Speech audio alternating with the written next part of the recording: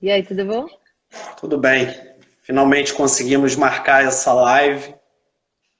Era uma coisa que eu tinha uma expectativa grande de fazer.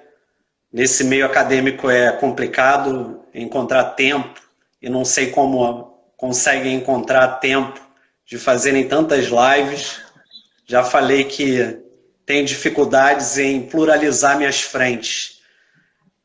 Talvez se eu tivesse nascido em São Paulo, eu saberia ser assoberbado de trabalho. E a gente vai fazer essa ponte aqui, Rio-São Paulo. Com Espero que você certeza. esteja bem. É, Vou apresentar para vocês e vou me furtar de chamar de professora ou doutora Juliana, porque te considero uma amiga querida. Juliana é doutora Também. e mestre em Direito pela PUC de São Paulo, também é professora, é advogada do Duarte de Paula Campos e Lima, e eu tenho o maior prazer de trazer ela para essa live, para todo mundo que me segue. E vou aqui confessar uma coisa para você, Juliana.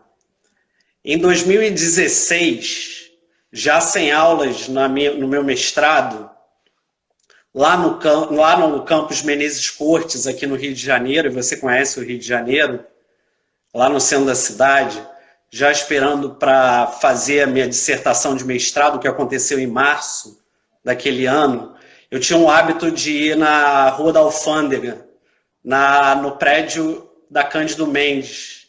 E lá embaixo existe ainda a Livraria Guanabara, que é justamente da Lumen Iuris, que você editou o Hum, livro.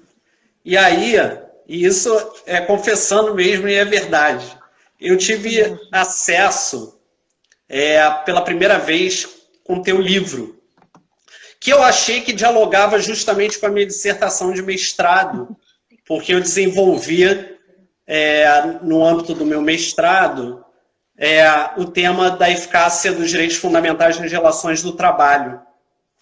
E aí eu estou com o teu livro aqui, que eu olhei e falei assim, depois eu adquiro. Esse livro foi editado, se eu não me engano, em 2015, né? Não vou Acho que lembrar foi. o certo, mas sim, 2015.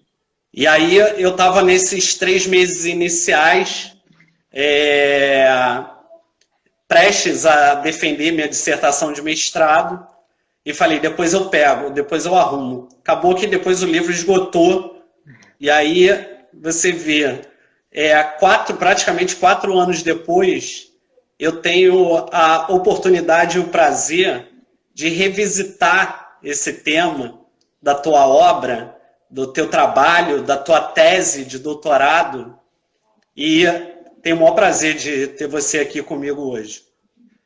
Ah, obrigada. Não, o prazer é meu, né? Eu agradeço o convite para a gente conversar um pouco sobre temas que são tão importantes, na verdade, são inerentes à condição humana, ainda mais na situação que a gente vive atualmente.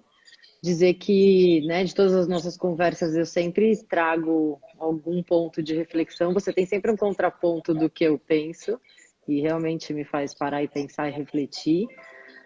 Nós temos alguns projetos, né, em andamento, alguns Sim, artigos, um livro e agora o grupo de pesquisa. Então eu grupo de sou muito pesquisa. feliz, eu sou muito feliz mesmo com essa parceria. Você é um profundo conhecedor, né, e estudioso do direito do trabalho e também reconhece, que eu acho que é o mais importante, a interdisciplinariedade do direito do trabalho com outras áreas do direito, mas não só com relação a outras áreas do direito, mas com outras áreas do conhecimento.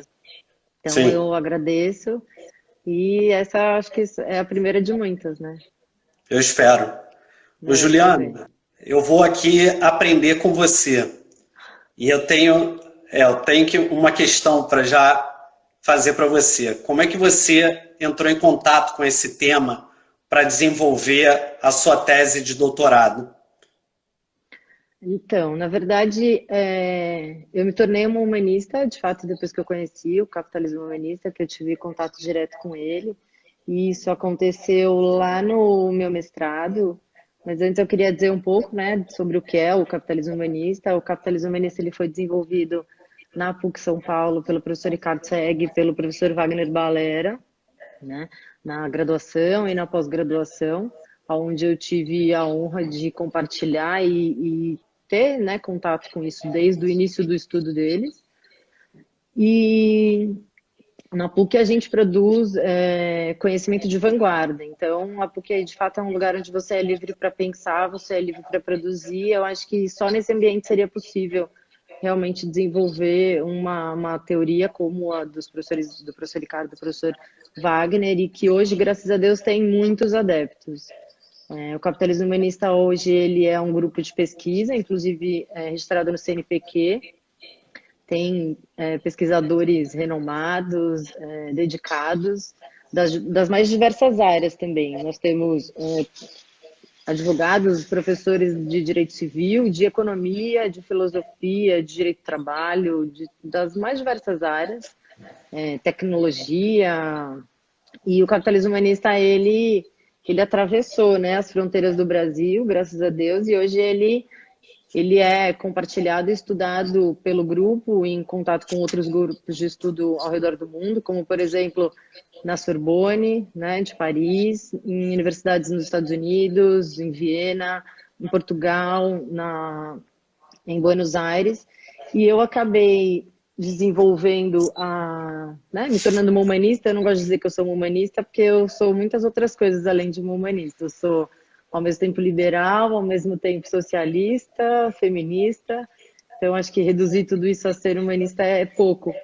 Mas quando eu iniciei o mestrado, eu cheguei lá animada, né, numa aula do professor Ricardo, e eu lembro que um amigo me disse: Juliana, e aí, vai escrever sobre o quê? Eu falei: sobre a flexibilização do direito do trabalho. Aí ele falou: olha, então faz o seguinte, fica quieta, ouve a aula, que o negócio aqui mudou. Aí eu parei. Eu sempre advoguei muito para a empresa, então eu sempre tive muito esse lado, né, do empresário só. E aí eu parei, acabei de assistir a aula e disse: olha, pensei, esse negócio é interessante mesmo, acho que eu vou refletir. E aí eu passei meu mestrado inteiro refletindo sobre isso, mas também trazendo o capitalismo humanista para a minha área, que era direito do trabalho. E aí isso também se desenvolveu ao longo do meu doutorado. Então, no mestrado eu falei sobre pleno emprego, e no doutorado eu tentei aí criar uma teoria multidimensional do trabalho na perspectiva do capitalismo humanista. Então vamos começar já com as provocações. A minha intenção de ter te convidado aqui para falar sobre a sua tese, que na verdade é um prosseguimento da sua dissertação de mestrado sobre um outro viés, foi que o direito do trabalho, a gente não tem oportunidade de trazer isso para o campo da graduação, trazer outros temas que podem estar em anexo ou gravitando em torno do direito do trabalho.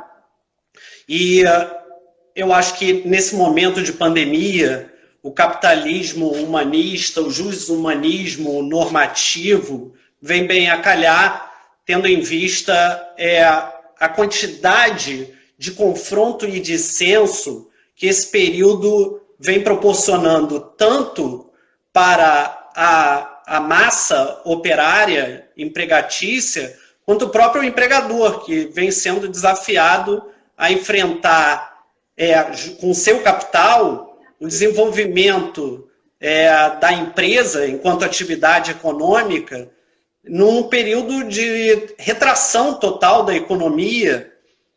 E esses desafios, eu penso, só serão sentidos daqui a algum tempo, ou pelo menos tentar-se-á criar um consenso a respeito das perspectivas interpretativas que estão vindo com relação a esse período da pandemia, não agora. Agora, tudo é conjectura, no meu entender.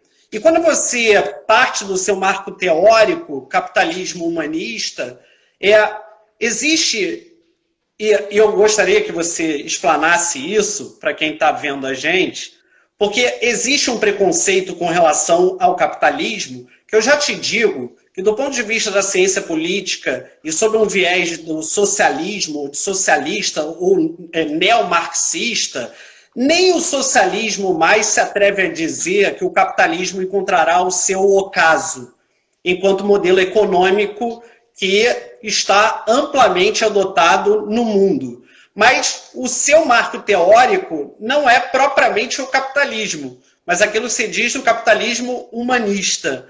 Você pode explanar isso para quem nos segue agora? A primeira coisa que a gente ouve, né, quem estuda e que se propõe a defender o capitalismo humanista é justamente que ele seria contraditório, porque o capitalismo por si só ele não é humanista. Mas aí a gente tem que voltar, né, no conceito da formação do Estado, onde os cidadãos outorgam ao Estado o direito de proteger os seus direitos naturais. Então, os direitos humanos nada mais são do que os direitos naturais. Então, o direito que todos, né, os cidadãos, deveriam ter sobre o ambiente em que vivem, para que tivessem condições né, dignas de saúde, de convivência, de... Então, o capitalismo humanista, ele é análise da ordem econômica, assim, né, falando resumidamente, análise da ordem econômica sobre, na perspectiva dos direitos humanos, e ele não visa, como neoliberal ou como socialista, apenas uma das dimensões dos direitos humanos, porque a própria Declaração Universal dos Direitos Humanos de 1948 demonstra que houve um consenso mundial naquele momento de pós-guerra, de destruição, onde o direito foi utilizado como arma, né? Hitler não fez nada fora da lei, ele tinha lei para tudo. Tem até um museu em Londres, do Churchill, onde tem uma parede que mostra todas as leis com que eles se basearam para praticar aquelas enormes violações dos direitos humanos. Então, desse direito natural, né, porque eu também me considero uma justnaturalista, esses direitos são inerentes a todo e qualquer cidadão, qualquer ser humano quer, né, onde ele tenha nascido, onde quem ele seja. Então, a gente passa pela construção do Estado, pela consagração aí dos direitos humanos reconhecidos internacionalmente pela Declaração Universal dos Direitos Humanos, que foram internalizados pelos países nas suas constituições, então, como direitos fundamentais, né? Então, o que existe, que é a premissa, é que os direitos humanos pressupõem o respeito aos direitos de primeira dimensão, né, que são as liberdades negativas, os direitos de liberdade, de propriedade, que é onde está aí o capitalismo puro, o neoliberalismo, mas ele também tem que conjugar a segunda dimensão, que são as liberdades positivas, que são os direitos econômicos, sociais e culturais, com a terceira dimensão, que são os imperativos, né, da fraternidade. Então, o capitalismo humanista, a proposta é que toda análise jurídica seja feita, né, pelo direito econômico com base nessa perspectiva que tem um correspondente objetivo, que é a dignidade da pessoa humana. Então, o capitalismo ele reconhece o direito de propriedade, só que não adianta reconhecer só o direito de propriedade e a liberdade. Os direitos humanos eles são interdependentes, indissociáveis, inatos, então não existe a possibilidade de reconhecer apenas uma parte desse imenso rol. E o objetivo de tudo isso é garantir a todos a existência digna. Então, nas minhas pesquisas, inclusive, principalmente do professor Ricardo, o que se constata e é evidente é que o capitalismo neoliberal, né, propagado pelo mundo, né, que hoje a gente vê, ele se propôs, e segundo Smith e seus seguidores, de que a chamada mão invisível ia controlar o mercado e que naturalmente todos seriam beneficiados. E a gente já passaram aí séculos e a gente não viu isso acontecer. As externalidades negativas do capitalismo não foram corrigidas. Da mesma forma, o socialismo também não se mostrou eficiente em lugar nenhum, mesmo porque ele ignora o direito de propriedade, que é um direito tão nato quanto o direito ao trabalho, à saúde, à vida. Então, o objetivo é reunir tudo isso para que o direito, né? O direito é uma ficção, uma criação humana, mas ele está a serviço da solução dos conflitos sociais. Então, o objetivo do capitalismo humanista e a proposta é exatamente essa. E a pandemia é só mais uma das crises pela qual o mundo já passou e vem passando e que demonstrou que o sistema é falho. Então, tudo isso também gira em torno de qual é o papel do Estado nisso.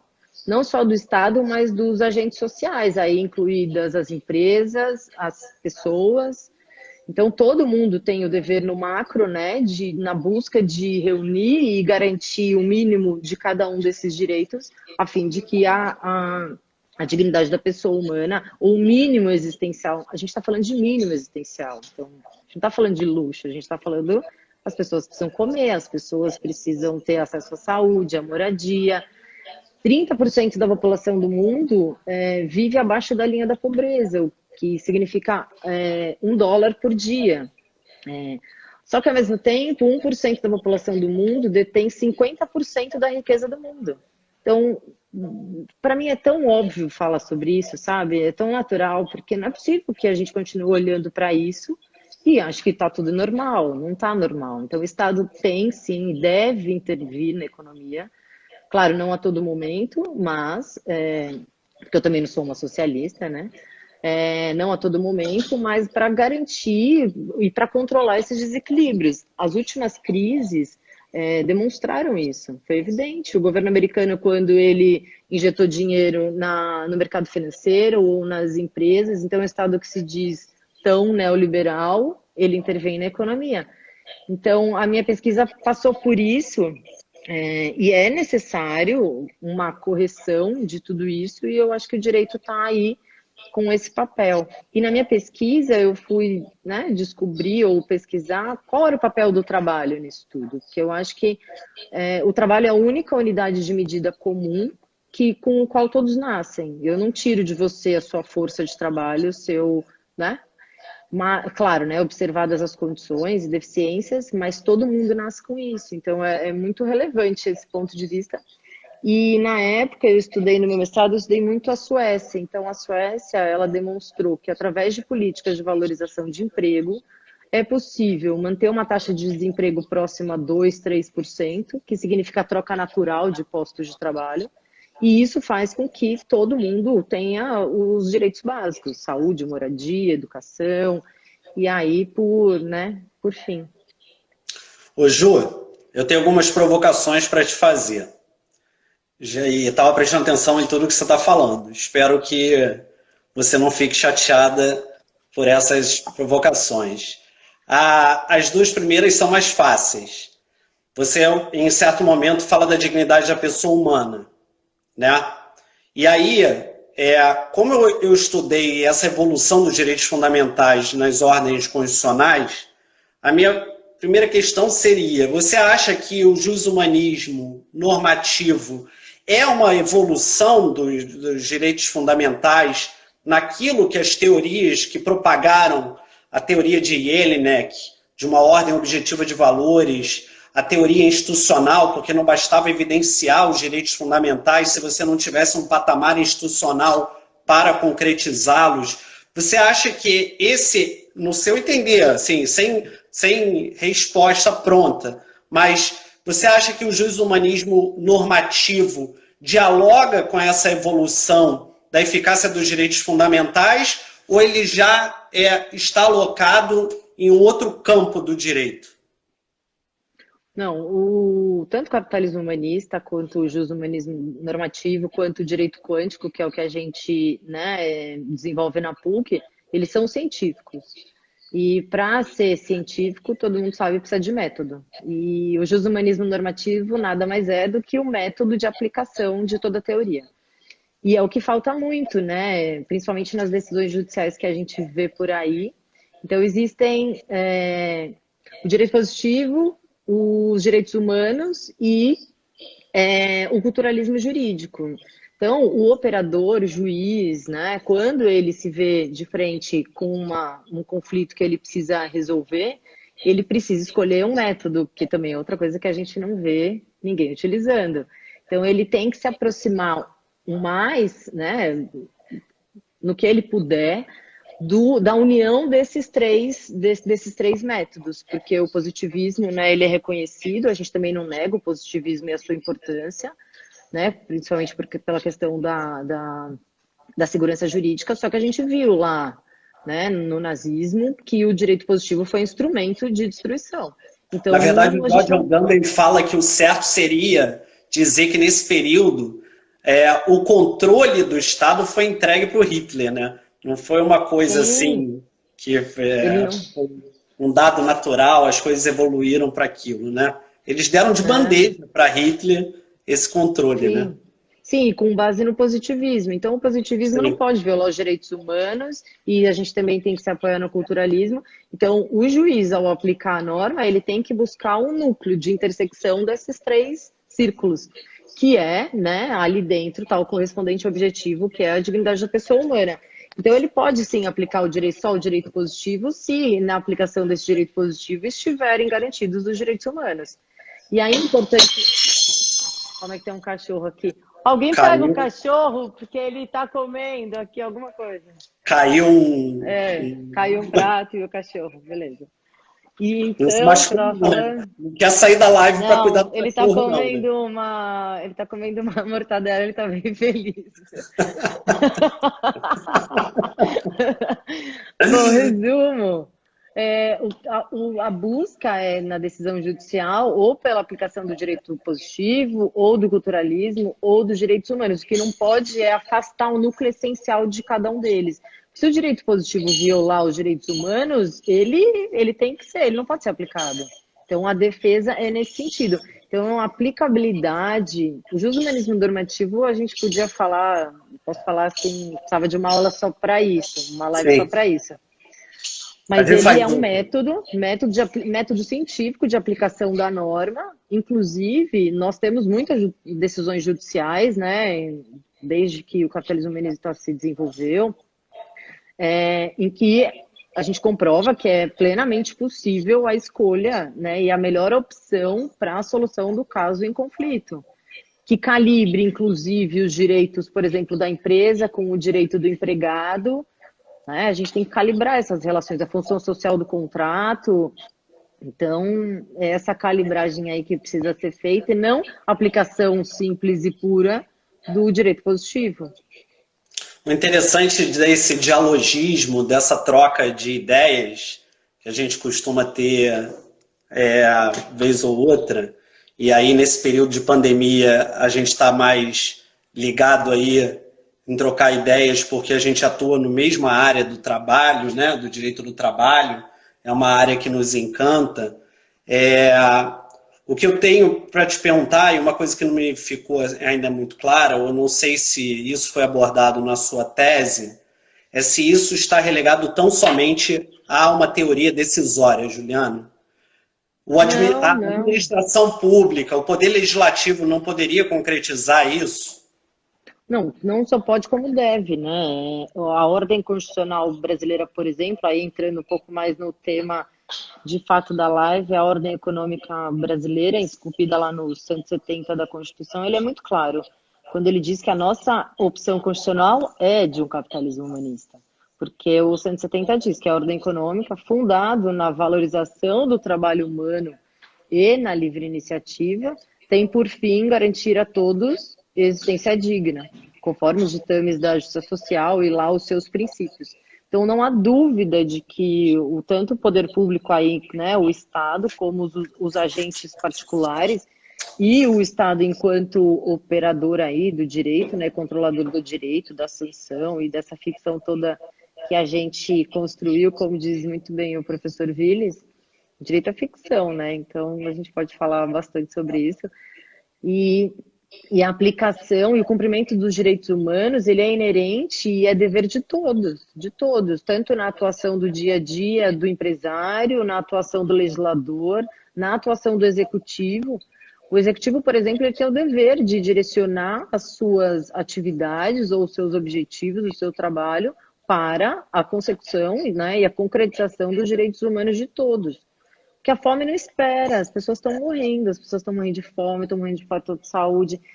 E o que existe também é essa ideia dos direitos sociais, econômicos e culturais de segunda dimensão, que são direitos que têm custo. Tanto é que eles foram, né, facilmente reconhecidos na declaração lá na primeira, e o segundo, da segunda dimensão, disseram, olha, mas isso aqui tem custo, porque garantir saúde, educação, trabalho, para todo mundo, né? Custa para o Estado, mas o Estado não somos nós. Se o Estado somos nós, então eu fico bem chocada quando eu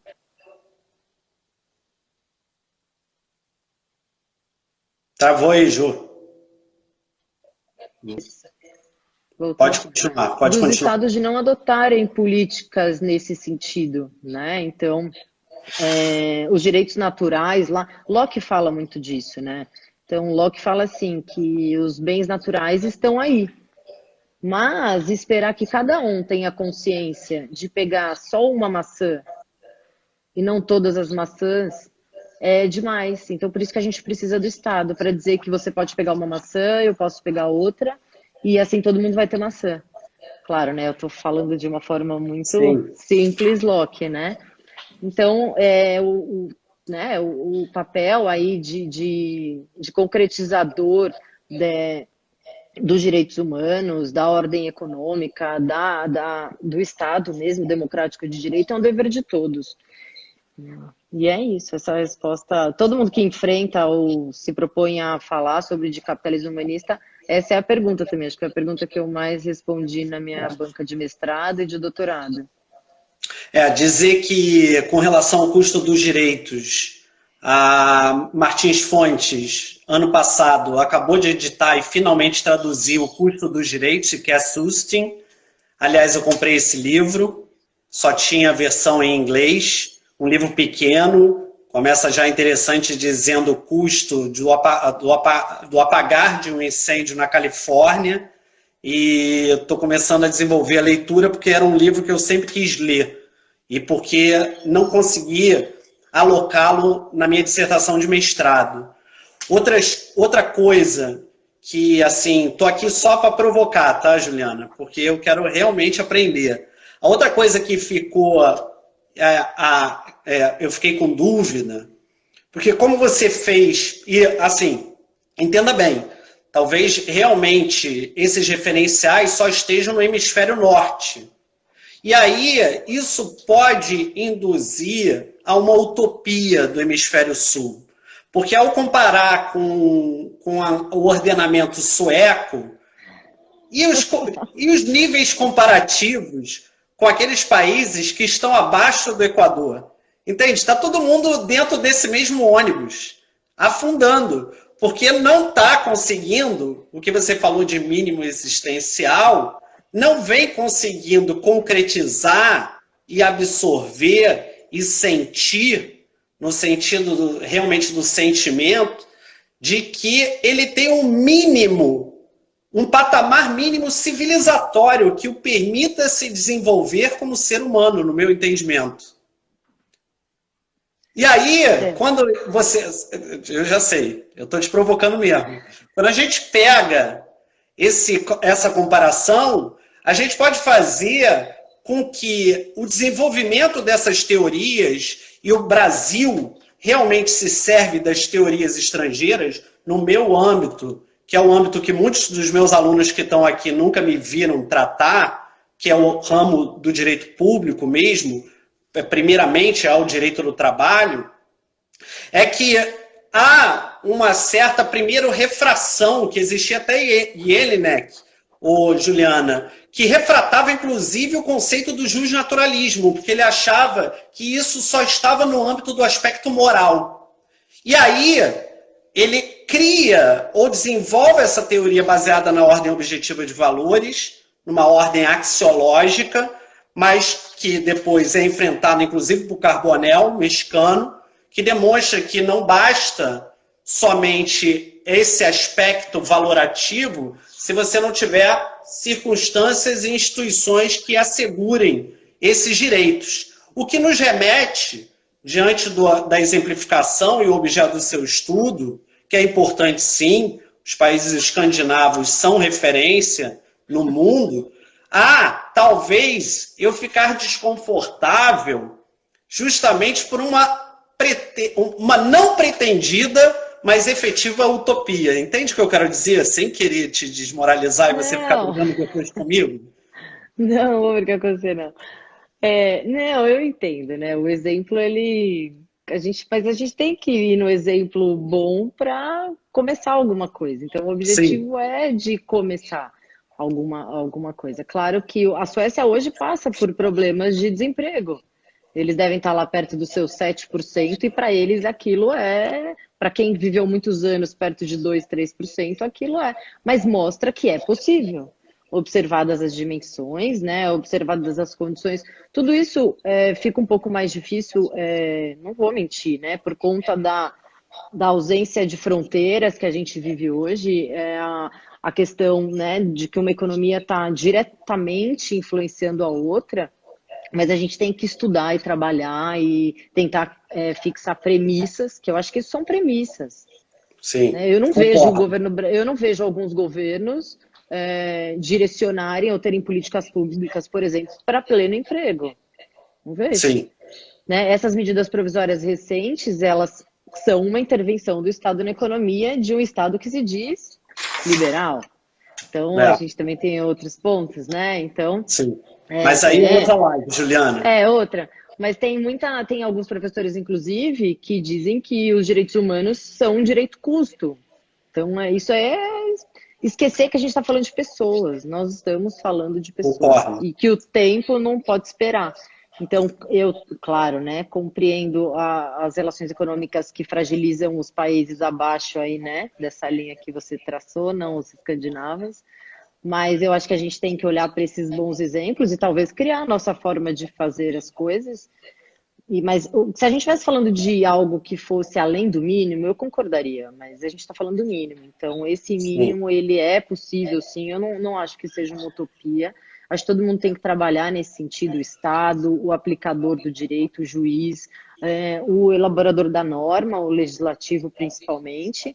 Então, se todos trabalhar... Hoje, sabe que hoje em dia eu sinto muito mais uma sensibilidade das pessoas, dos empresários, com relação a essa preocupação, né, do lado social. Ninguém, obviamente, vai falar de direitos humanos, mas da função social da empresa. O empresário, muitas vezes, o cuidado que ele tem com o empregado, nesse momento, manda embora, não mando, ele também está sem dormir, ele também está preocupado, ele também está com a sua fonte de subsistência reduzida, e ele ainda assim se preocupa com esse empresário. Sim. Então, no desenvolvimento da minha tese para, né, levar mais assim para o direito do trabalho, na primeira dimensão dos direitos humanos, está aí, algumas constituições, inclusive, descrevem e fixam o trabalho como um dever. Então, todos nessa comunidade têm o dever de trabalhar. Aí a gente pode entrar em algumas discussões como as grandes fortunas, né? Essa riqueza ela precisa ser distribuída de alguma forma. Como vai ser? A gente tem que parar, pensar, estudar. E o direito do trabalho na segunda dimensão está para o Só direito uma ao pergunta, trabalho. eu acho que a gente não vai estar vivo para ver a Não, instituição do IGF. não, mas quem sabe alguém vai achar meu livro num sebo e vai falar, olha, Sim. né? É. Essa, E aí na essa, terceira essa autora aqui até que tinha razão, né? Nossa, é louca lá. E na terceira dimensão aí do pleno emprego. Então, se o Estado trabalha para o pleno emprego, garante que todo mundo possa exercer a sua força de trabalho de forma digna, né, respeitosa, e todos trabalhem e contribuam. Porque esse trabalhador, eu acho que essa é a parte mais relevante, talvez, da minha tese. O trabalhador, ele é ao mesmo tempo consumidor. Então, Sim. quem comanda aí essa ordem econômica, se eles não têm essa preocupação com o trabalhador, é bom que tenha com o consumidor, porque o trabalhador desempregado, ele é um consumidor a menos. Então é cíclico, a questão é Sim. cíclica. Então você protege o trabalho, mas você protege... Calma aí, Caio. Oi, tô aqui. Você protege o trabalho, mas você também acaba protegendo a outra ponta, que é o consumidor. Nesse mundo moderno, ainda mais que a gente vive, né, de controle, de alienação e de outros pontos. Mas eu vejo como algo possível sim. Gostei do que você me fez pensar aqui agora. Olha só, Juliana, você está cronometrando aí, que eu já me perdi aqui. Não, a gente tem uns 15 minutos para ninguém cortar então a live na nossa cara. Não, isso é que demonstrou a derrocada do Estado puramente liberal, né? A partir do momento que se defere direitos de participação democrática, inclusive se vê o ser humano como um produtor de riqueza, o trabalhador como produtor de riqueza, e se abrange, até cede-se passo a essa característica, é que faz o Estado liberal ruir e a gente entrar num Estado social. A Constituição, você sabe muito bem, é um Estado democrático e social de direito. então ela deve deferência a esse aspecto da dignidade inerente da fraternidade com todos aqueles que são partícipes dessa democracia. E eu acho também que, embora as idiosincrasias havidas e existentes nessa caminhada, eu também acho possível isso. Acho que a gente tem que fincar, criar as fundações, as ideias para a construção de algo que o Estado brasileiro ainda é extremamente devedor. Mas a gente também não pode ficar inamovível e deixar se levar para uma torrente de que não é possível. E isso é o bacana da sua tese. Foi quando eu me senti atraído pela sua tese, da questão das coisas que eu vou até, às vezes, sacaneio, né? Juliana, não consigo passar da capa, mas tudo bem. Eu tenho uns amigos que também falam. Pois é, eu preciso de uma Mas o título é culpa do Ricardo. Então mas olha só, mas quando você se ambienta ali, a linguagem, coisa que você enfrenta, inclusive, né? O giro linguístico, né?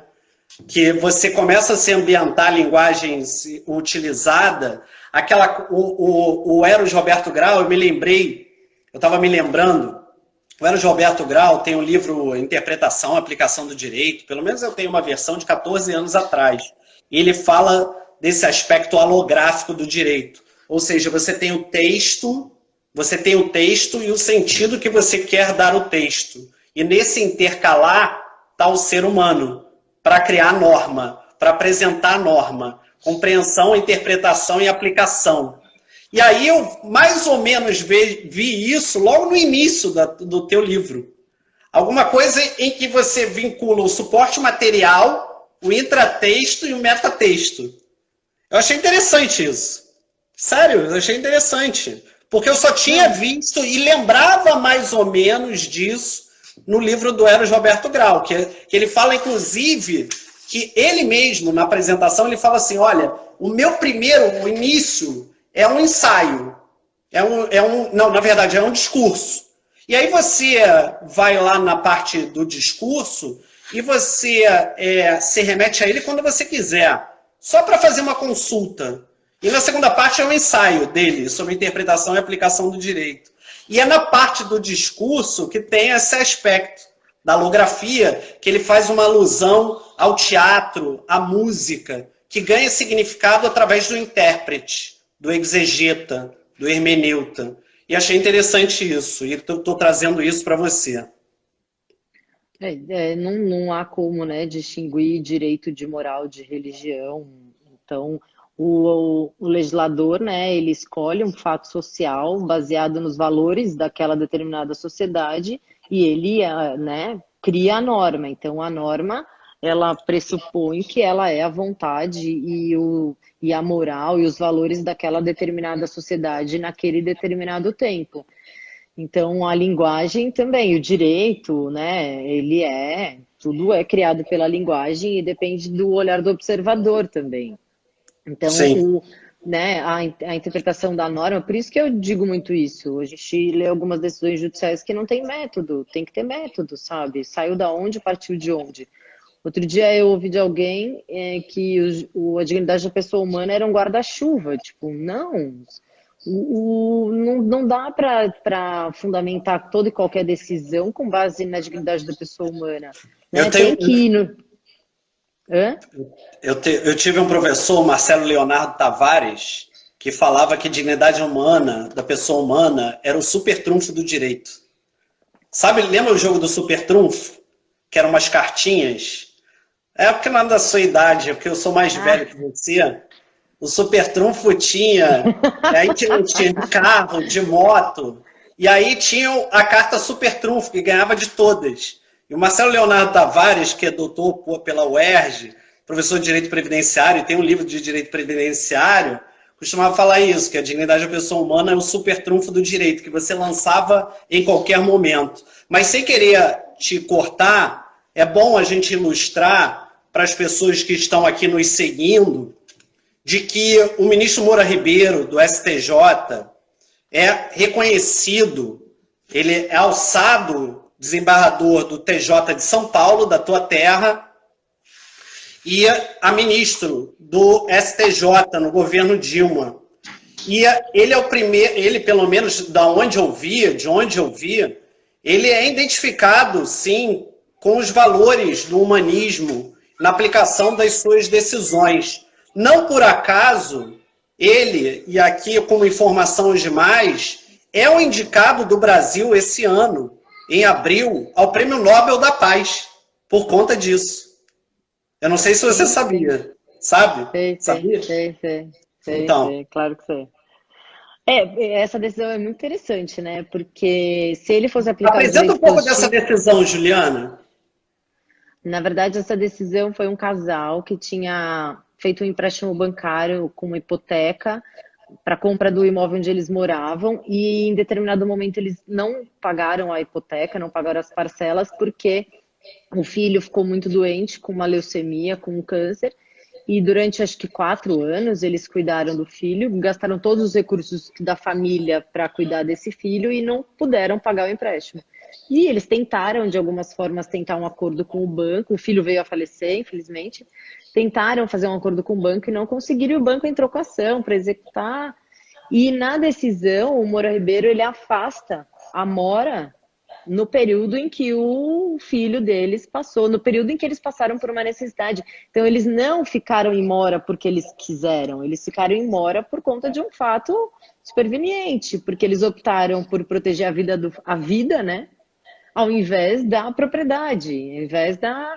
Então, ele fez, na verdade, isso que a gente fala muito no jushumanismo normativo, que é a consubstancialidade, que é você unir o direito positivo, que a gente tem que reconhecer o direito positivo, ele existe e ele tem o seu papel, com os direitos humanos e com o culturalismo. Então, na medida em que, se ele fosse aplicar puramente o direito positivo, ele ia aplicar mora durante todo o descumprimento, e não, ele diz, olha...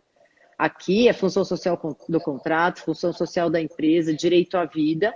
Só que, ao mesmo tempo, ele protegeu o direito do banco, que o banco também é detentor de direitos humanos. Então, ó, banco, você vai receber a mora, mas nesse período não existe mora. Então, é extremamente interessante. Essa é uma aplicação prática do capitalismo humanista e do jushumanismo normativo. E mostra, como a gente estava falando há pouco, que é possível. Sim, essa decisão realmente é paradigmática.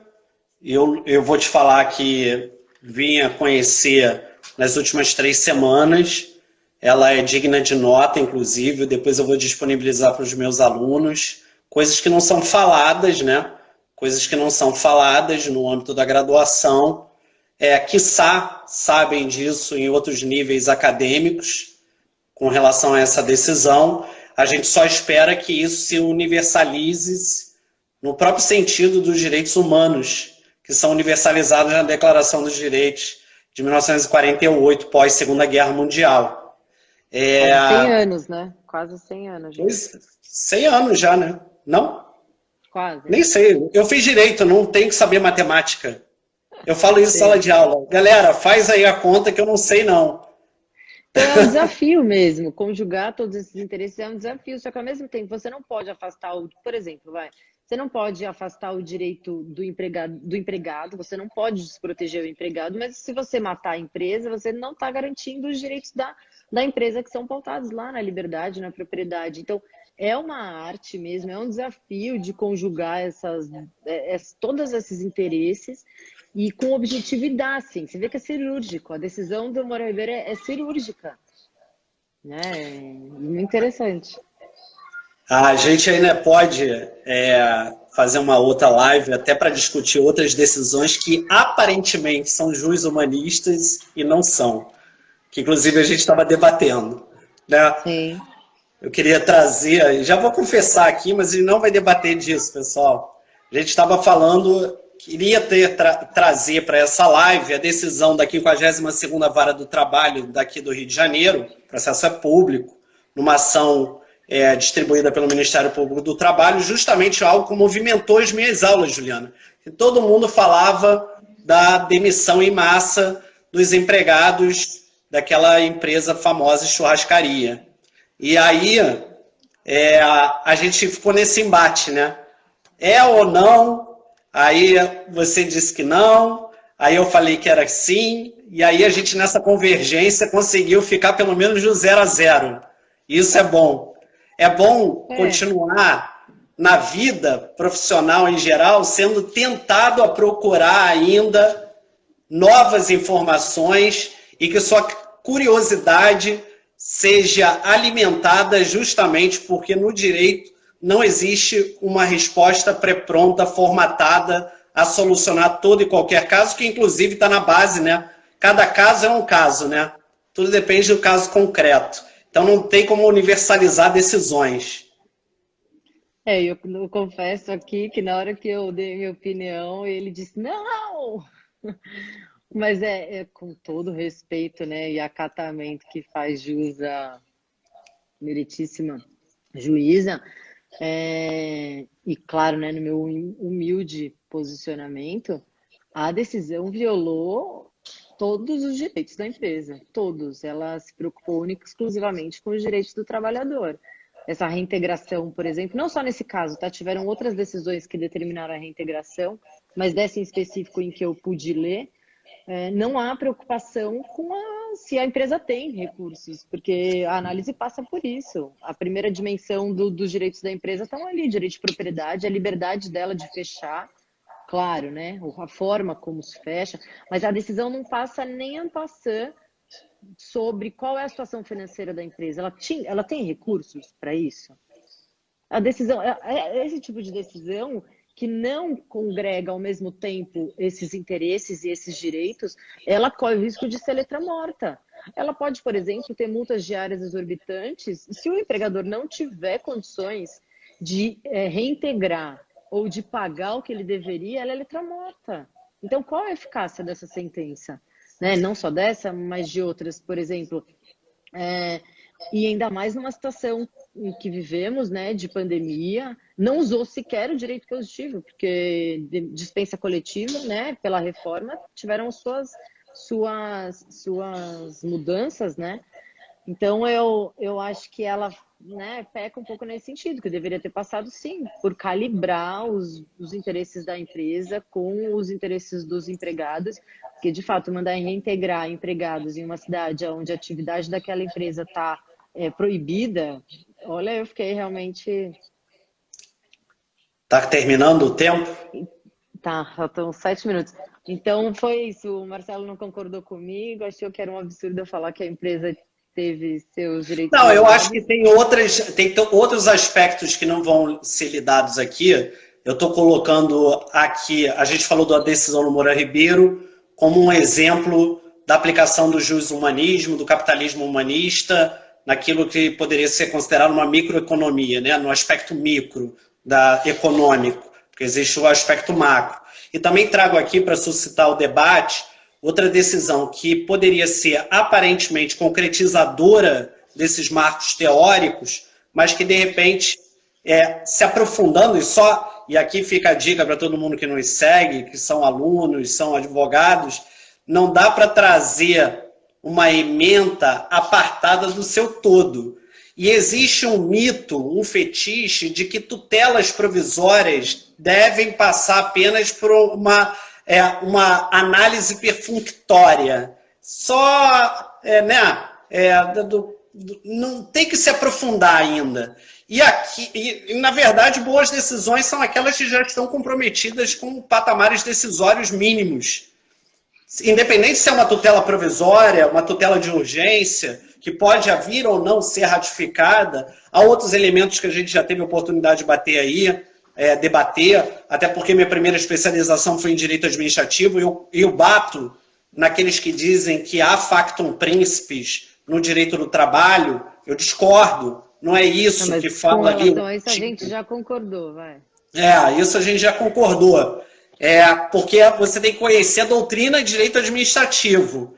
Então, assim, não é uma intervenção do Estado na propriedade, efetivamente. É uma questão de pandemia geral, que vem acometendo a todo mundo. Um fato externo, que não era previsto por ninguém. Espero que a gente não... O meu bisavô falava que a humanidade, e eu, infelizmente não quero terminar com isso não, tá? Mas que a gente ia ser acharcado por um inimigo invisível, que seria justamente a natureza, um vírus, uma bactéria, e já estão falando aí de um novo H1N1, né?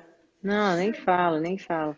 Mas eu acho que o importante disso tudo é, ainda mais nesse momento. Esse momento, as últimas crises também levantam isso, a pandemia que a gente vive também levanta isso, mas eu acho que é um importante momento de reflexão. Quem me conhece sabe que, apesar de advogar para empresas, eu sou uma humanista, então eu sempre paro e penso, mas precisa fazer isso mesmo? A gente não pode ter outras opções ao invés da dispensa?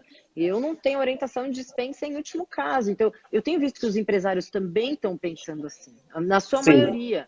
Então, agora é o momento, sim, dessas análises e dessas decisões judiciais ou atividades empresariais ou políticas, de que a gente tem que tentar manter a dignidade, a sobrevivência, a subsistência do empresário, porque o lucro e o prolabore nada mais são do que o salário do empresário, né? Sim. Então, ele tem que se esforçar para não demitir, Tem, claro que tem, porque a empresa tem a sua função social. Então, eu acho que esse é o grande desafio e eu espero, depois, né, que tudo isso passar, que o judiciário também analise dessa forma, porque senão nós vamos matar as empresas. E aí, naturalmente, os empresários, que a crise atual, né, a que vem agora já, na verdade, agravada, ela não é uma crise só de desemprego, ela é uma crise econômica das empresas. Então só para, né, conseguir fechar com base no texto.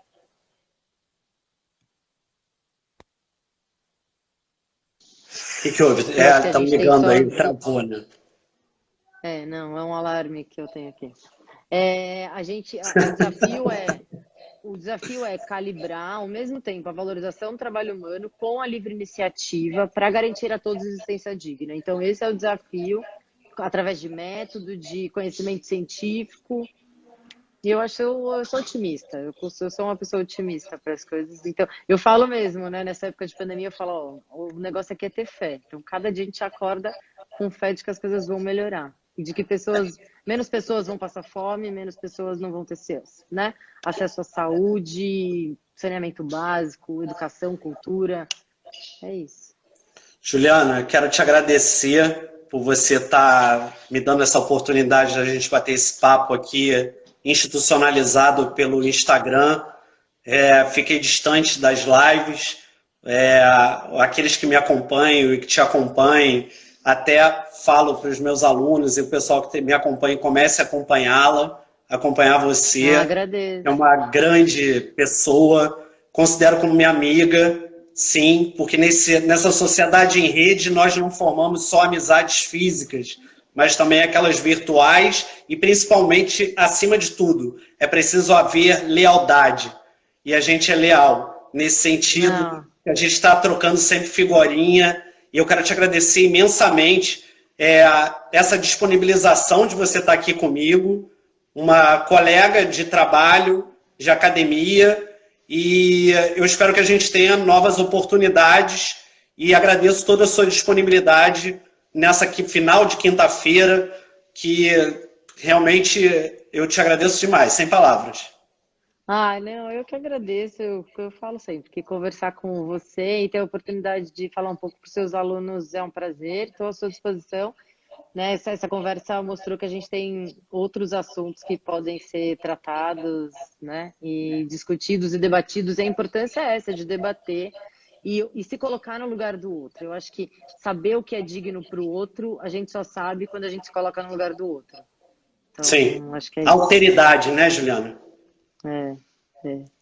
E que está na base dos direitos fundamentais dos direitos humanos, né? Sim.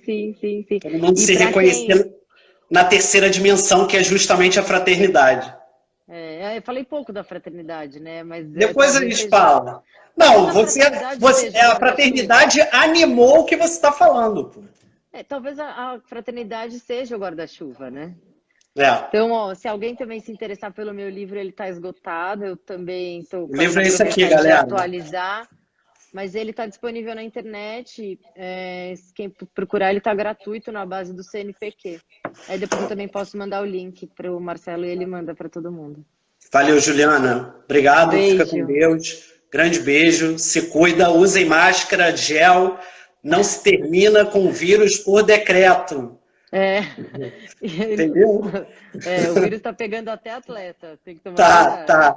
E a gente está longe de ser atleta, né? Fica em casa, fica em casa. Um beijo, Mar, foi bom demais, viu? E um Valeu. beijo para todo mundo. Valeu, minha querida. Um grande beijo para todo mundo. Tchau. Beijo, tchau. Tchau.